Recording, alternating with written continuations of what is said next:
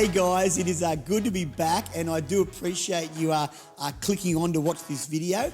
But today I am here with Lachlan Lardner, and he's been around for a while, but maybe you don't know him. So Lach, tell us a little bit about yourself. I don't know how old you are, what you've been doing, a little bit about your life, just so people get a bit of a recap on it all. Yeah, cool. Well, hello everyone. This is my first video and it's cool, and I'm pretty keen to be on it. But yeah, I'm 21 years old this year. I've been in church for ages. My parents used to drag me along when I was like a little kid, so Yeah. been coming for a long time. I've got 3 sisters, 4 nephews and nieces, Wow. which is cool. So Wow. it's a bit hectic. Wow. They're all newborns, so it's crazy at the moment. I'm currently working at Macca's. I'm a manager there out at the cool. highway. Cool. Does that mean we get free food? Yeah, maybe. Maybe. You can't give away free food. It's not yours. Hopefully my bosses aren't watching. Great. I'm currently working on an investment property with my cool. dad down in Victoria, so that's pretty excellent. cool. And yeah, it's good. That's cool. Yeah. Well, I mean, I'm always impressed when I hear about what you've been up to and what you've been doing, and I know that people are going to get pretty excited about what we're talking about. But can you just tell me a little bit about what you're hoping for your future?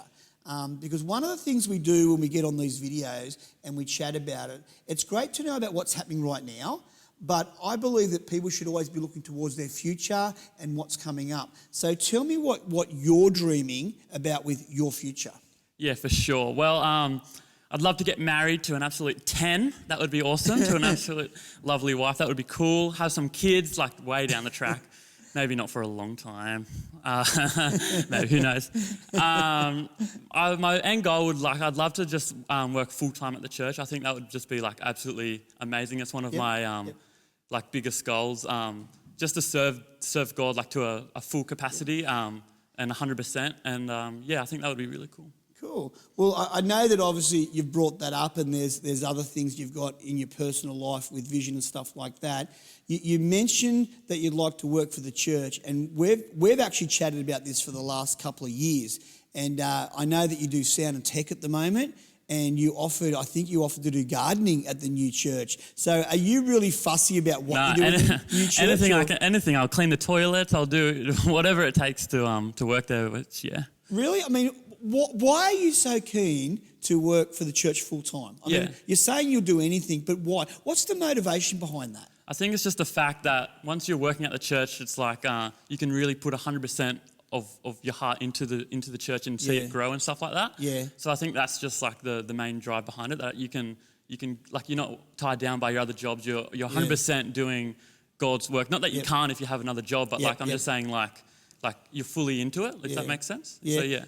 Look, I do understand that, and I mean, I've been in full-time ministry, full-time for 23 years, and a lot of people say, well, what's the real difference between being in full-time ministry or just part-time ministry? And I often say it depends what you're called to do. Yeah. I don't think that being in full-time ministry is better than those that just help out on Sundays or throughout the week, but there's got to be that calling there. Yeah. And I guess that, I've chatted to you a little bit off camera, but do you believe that there's a calling there for you to really work for the church full time? I mean, that's what we're really getting at. Yeah, definitely.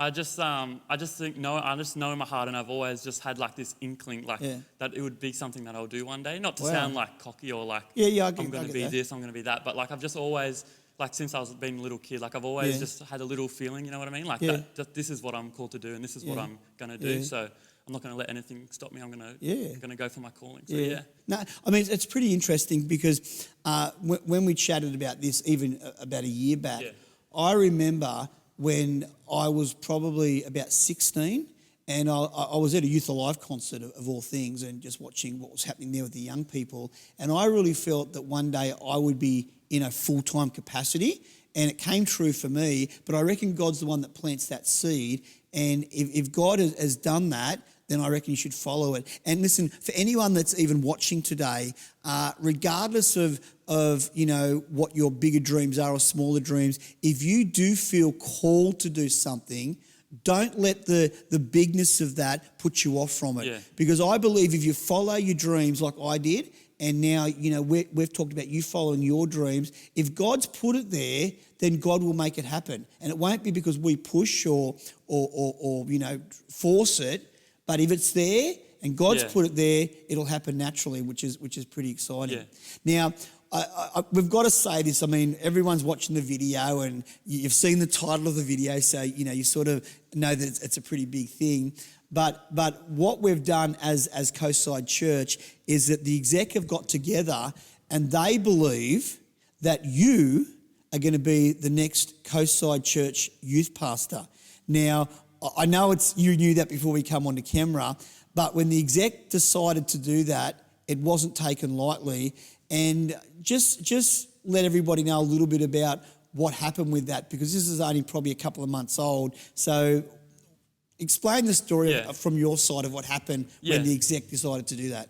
So it's crazy news. I was so shocked when I found out, but I got called in for a meeting, so I thought I was either getting fired or something was going on. I didn't know what was happening. Fired from your voluntary position? All the execs were lined up and I was sitting down across from them, all of them, and it was the most intimidating thing I've ever been to. But they basically just asked me, and it was such an honour. I was so so many emotions were going through. I was shocked. I was scared a little bit. It was just crazy. And they basically just said, we really want you to do this.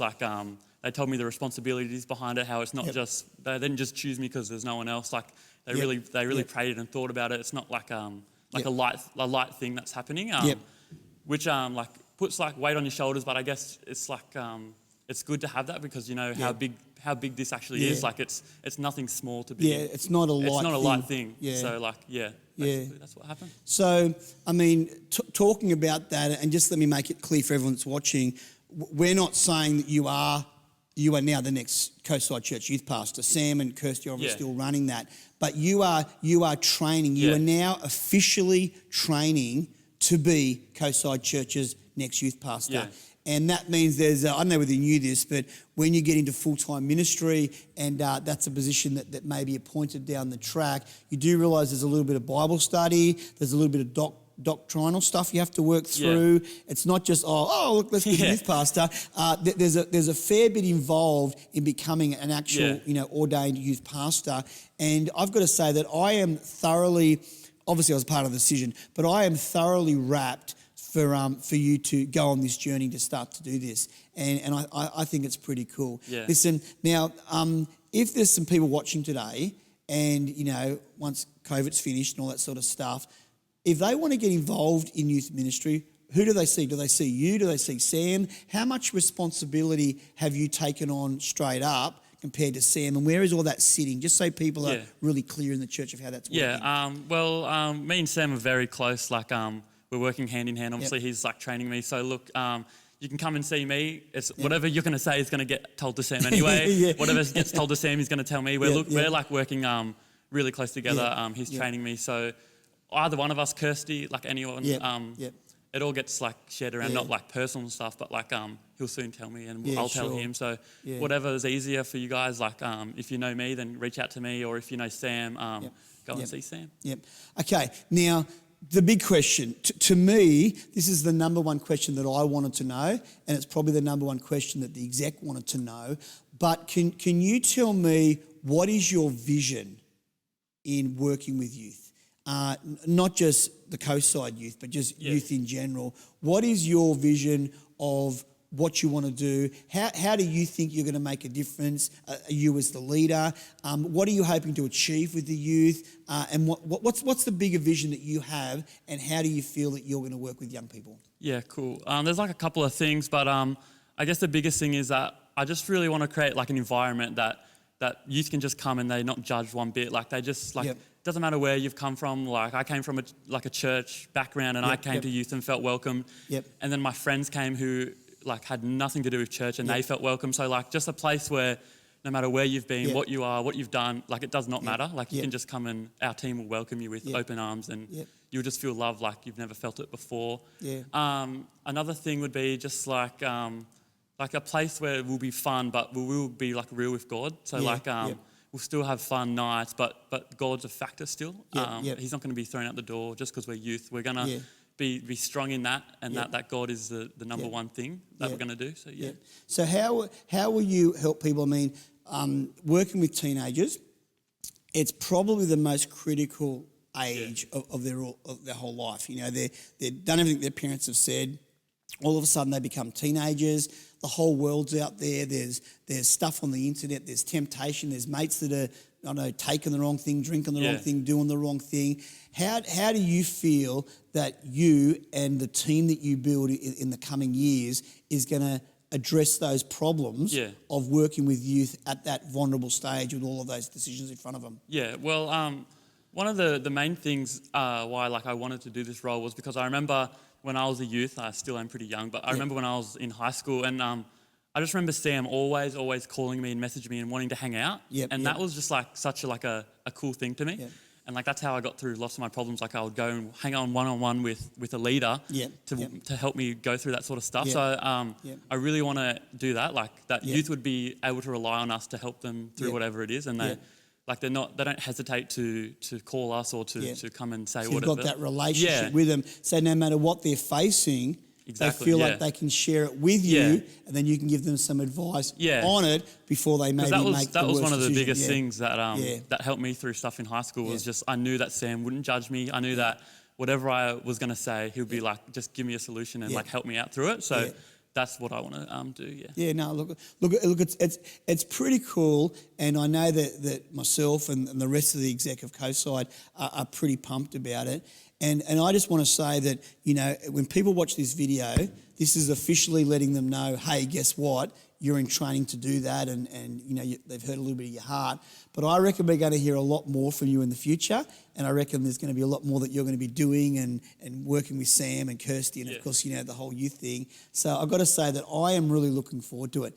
Now, before we go, I just want you to just talk to me. We've travelled around the world. We've been to Catalyst together. We've been to Vegas together. We've been to Hollywood together. We've been to the Shelby factory together in Las Vegas. We've been to Disneyland together. We've been to Six Flags together. We've been to a lot of places. But would you say, out of all of those places, if you're going to travel, that the Boot Barn would be number one? Would the Boot Barn be number one? The Boot Barn, guys. You got to go there. It's awesome. So if anyone travels to America... Boot Barn. Boot Barn. Boot Barn with the boys. You it's agree? Awesome. Yeah. I'm right there with you. Well, that's about all we got today. So thanks for watching, and you'll hear a lot more from us in the future. Congratulations, Locke. Thanks.